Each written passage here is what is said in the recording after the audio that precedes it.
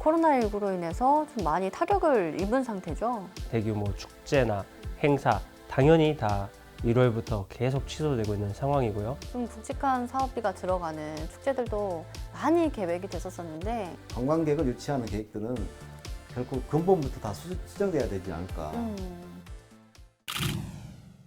모르는 것보다 아는 게 더 많다. 자팍다식한 기자들의 신개념 토크쇼 전남 기자회견.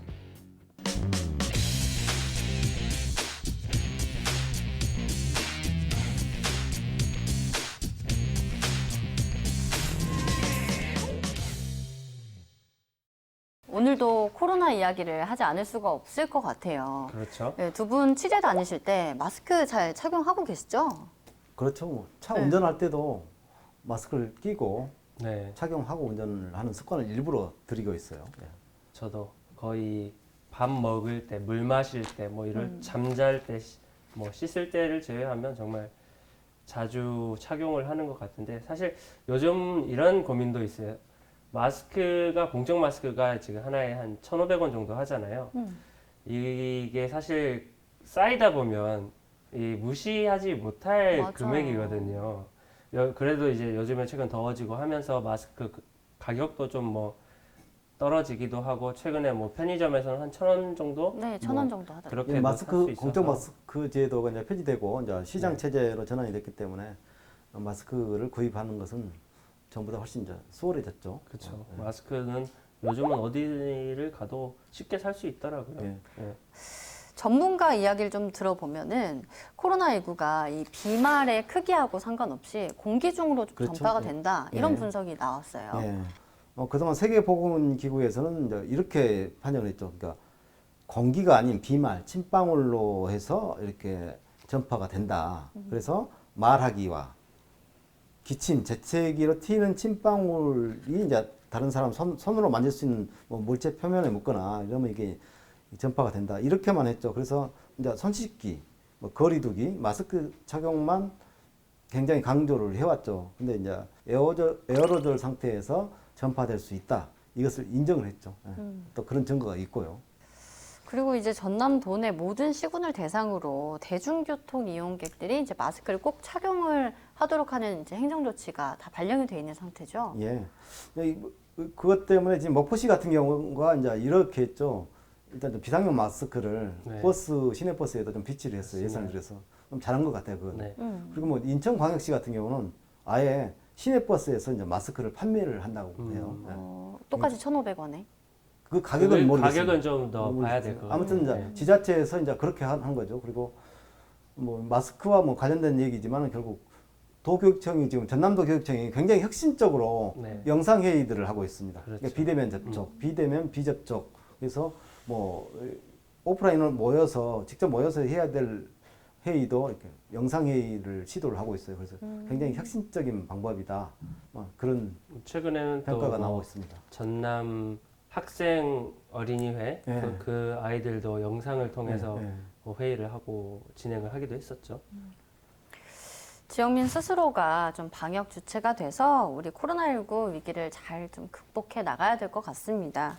그럼 오늘 전남 기자회견 본격적으로 좀 시작해 보겠습니다. 오늘은 전남 동북권 지자체의 민선 7기 2주년 성과와 과제 살펴보도록 하겠습니다. 먼저 영상으로 확인해 보시죠.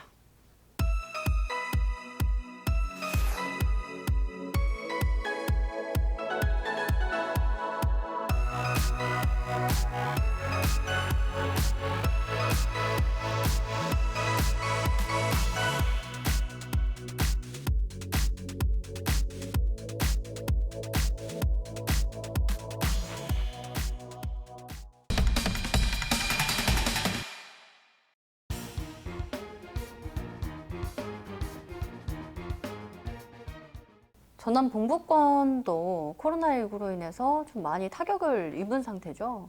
그렇죠. 뭐 저보다 더 잘 아시겠지만, 네.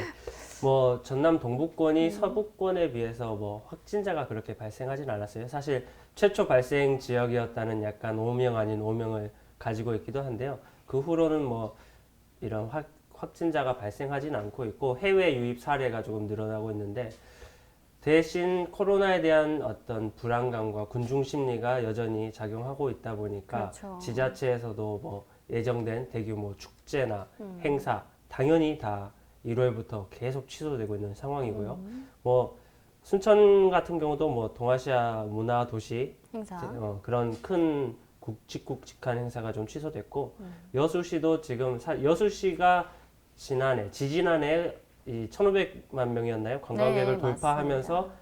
이런 관광 도시로 성장할 수 있었던 어떤 아이템 중 하나였던 버스킹이 지금은 좀 운영이 좀 중단되고 있는 상황이고요.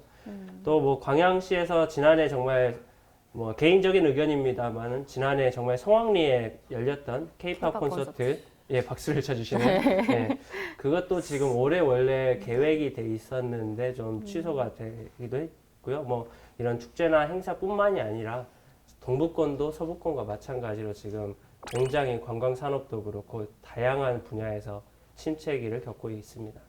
그리고 동부권은 사실 이제 서부권에 비해서는 좀 관광에 초점이 맞춰져 있잖아요. 그래서 좀 굵직한 사업비가 들어가는 축제들도 많이 계획이 됐었었는데 좀 연달아 좀 가을, 봄부터 가을까지 다 축제가 취소가 된 상태고 겨울에 있는 뭐 이제 뭐 축제들도 아직 뭐 확정이 되거나 한 상황이 아니어가지고 좀 어려운 상황이 좀 지속되고 있는 것 같고요.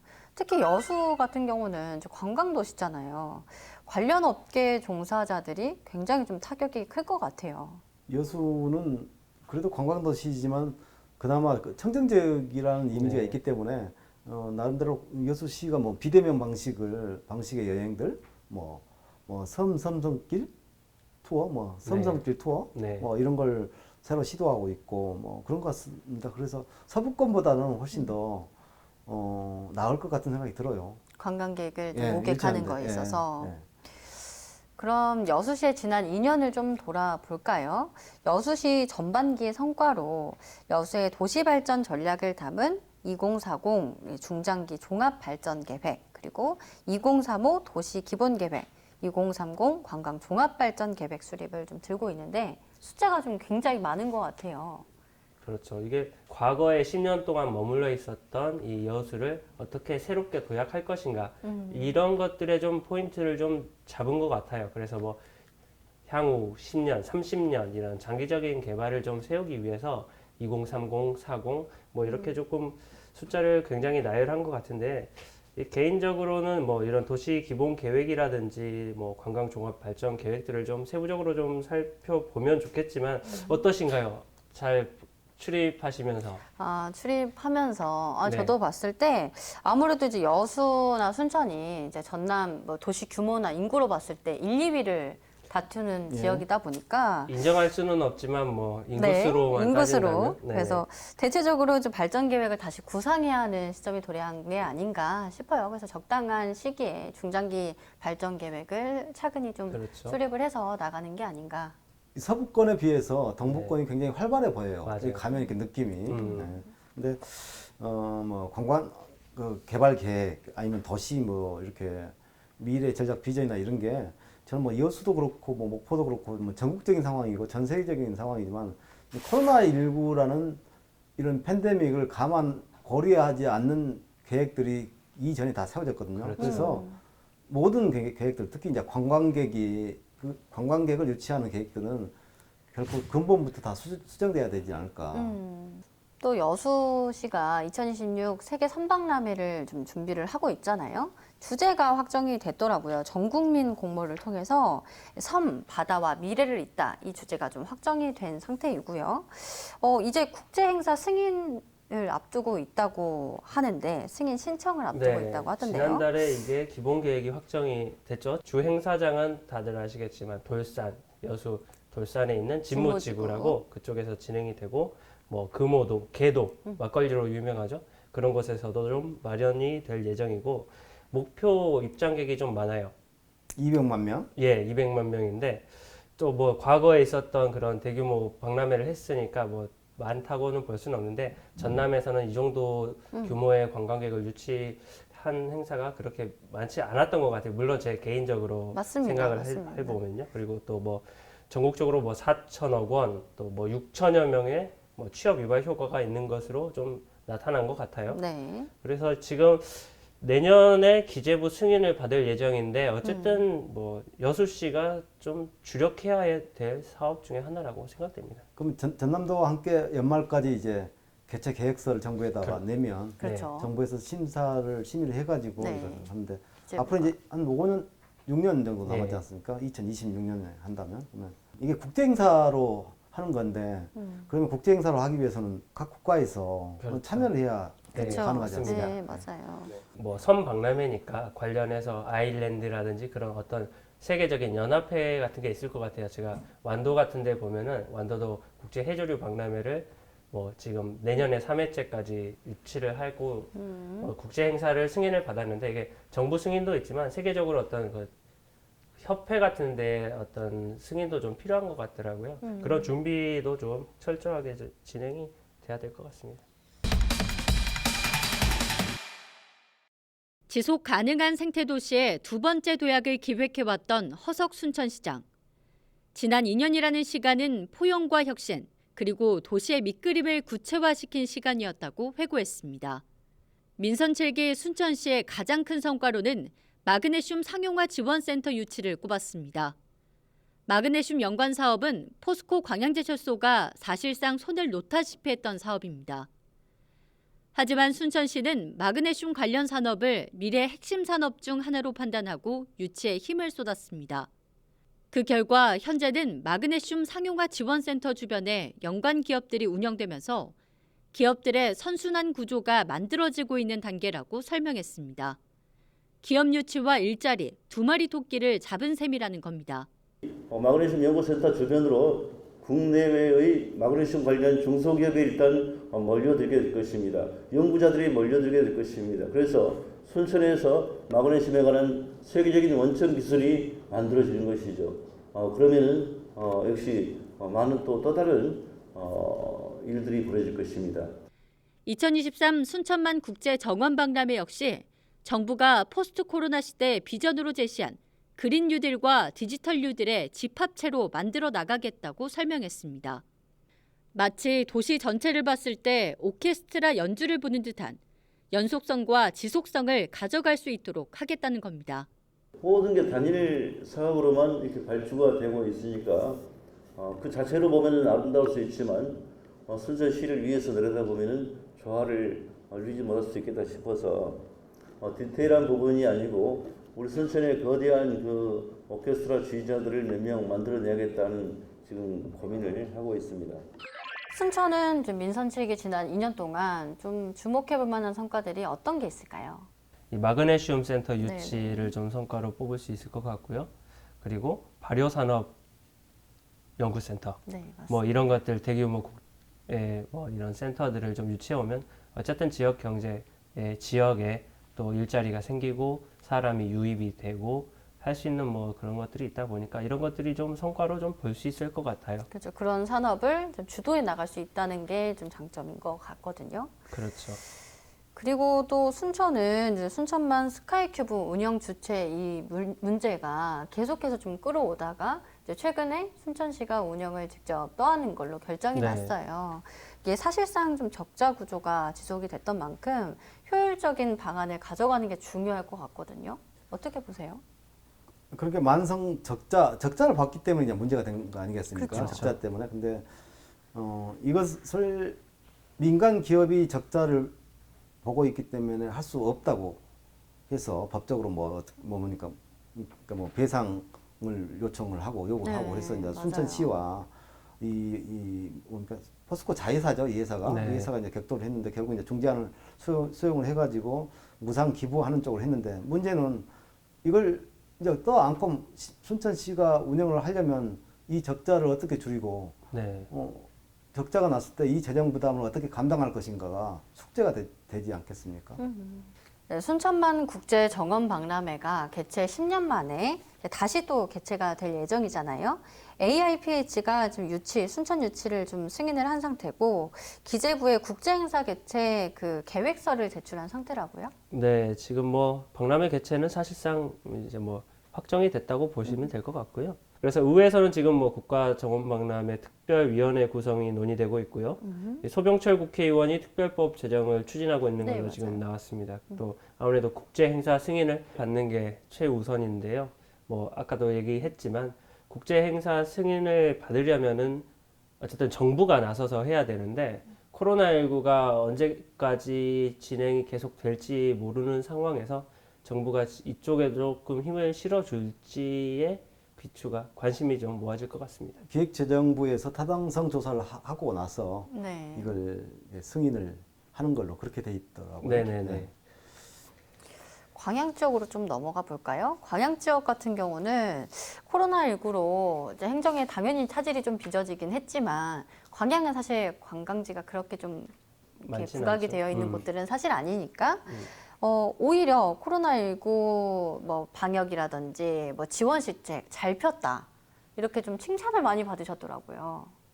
지역이 좁다 보니까 그런 칭찬을 받은 게 아닙니까? 네, 그게 광양시가 뚜렷한 성과가 있더라고요. 뚜렷한 성과가 있는 게 뭐였냐면 저도 주소지를 광양으로 이전할까 생각을 들었던 게 있었거든요. 저도 그래요. 이게 뭐였냐면 네. 코로나로 국가에서 이렇게 긴급재난지원금을 뭐 한 명인 세대에는 40만 원을 이렇게 지난번에 줬죠. 1인 지급했잖아요. 가구에 40만 원. 근데 광양시는 그거랑 상관없이 중복 지급도 되게 한 명에게 20만 원을 지급을 해주면서 이게 조금 화제가 됐었고요. 네, 전남에서 최초였고요. 그만큼 이제 재정적으로 좀 여유가 있는 거죠. 있으니까 지자체가 여유가 있으니까 가능한 그렇죠. 거 전체 아니겠습니까? 인구, 뭐 이제 연령 상관없이 신생아도 마찬가지로 15만 2천여 명 전체 인구에게 20만 원씩 지급을 했는데 제가 그 재난지원금 지원하는 첫날 취재를 했었거든요. 네. 근데 뭐 동사무소, 뭐 아파트 관리소에 이제 전체 공무원들이 다 나가서 일일이 이제 그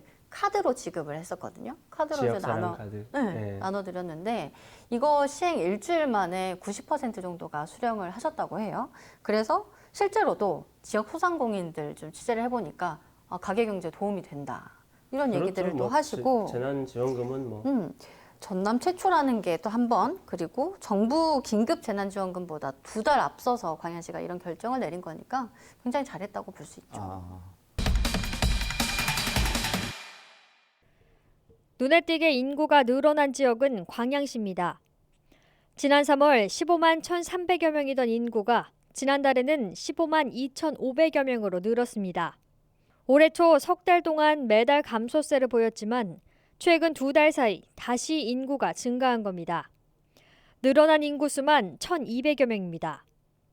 광양시는 최근 아파트가 새롭게 들어서는 등 정주 여건이 개선된 부분과 어린이 보육재단을 통한 지원 등 자녀 양육을 위한 과감한 투자를 인구가 늘어난 주요 원인으로 꼽았습니다. 그러면서도 앞으로의 추이를 좀 더 지켜볼 필요가 있다고 덧붙였습니다. 저희가 신규공도 들어가요. 그래서 저희 왜 그러냐면 내년에는 실질적으로 이제 명품 아파트가 입주가 들어가 버리면 인구가 굉장히 늘 것 같은데 지금은 현재는 지금 아파트가 공사 중이에요. 지금 청약 단계고. 대규모 아파트 단지가 광양 지역에 들어서고 있거든요. 앞으로 한 4년 동안 15,000세대 정도가 광양에 입주로 들어온다고 해요. 그래서 기존 아파트 가격에도 영향을 미칠 수밖에 없는 것 같고, 보통 아파트가 이렇게 많이 풀리게 되면 인구가 이동을 하게 되는 거죠. 그렇죠. 예를 들면 여수, 순천, 광양은 한 생활권으로 봐도 무방한 곳이니까 거기에다가 광양시가 청년들 19세부터 39세 정도 연령의 청년층을 대상으로 뭐 주택 관련해서 지원 사업을 굉장히 많이 펴고 있고, 또 아이 양육하기 좋은 도시로 해서 아이 1명 낳으면 500만 원, 4명 낳으면 2천만 원 이렇게 해서 계속해서 지원을 또 하고 있기 때문에 이런 지원 사업만 보더라도 그 여수, 순천, 광양 중에 광양이 가장 좀 높거든요, 수준이. 그래서 광양의 인구가 앞으로도 좀 더 많이 늘어나지 않을까 이런 생각이 들거든요. 광양시 홍보대사는 아니시죠? 네, 저는 아쉽게도 순천 시민입니다. 네, 뭐 광양으로 이사 가시려고 네, 생각하신가요? 광양 출입 기자입니다. 네네. 네, 오늘도 벌써 이야기 마무리할 시간이 다가왔는데요. 지역이 더 발전하고 성장해 나가기 위해서는 남은 민선치기 2년 동안 어떻게 해 나가느냐가 굉장히 중요할 것 같습니다. 지역민들의 행복을 위해서 앞으로도 더 열심히 뛰어주시길 바라겠습니다. 저희는 다음 주에도 더 풍성한 주제로 찾아뵙겠습니다. 지금까지 전남 기자회견이었습니다. 다음 시간에 다시 만나요.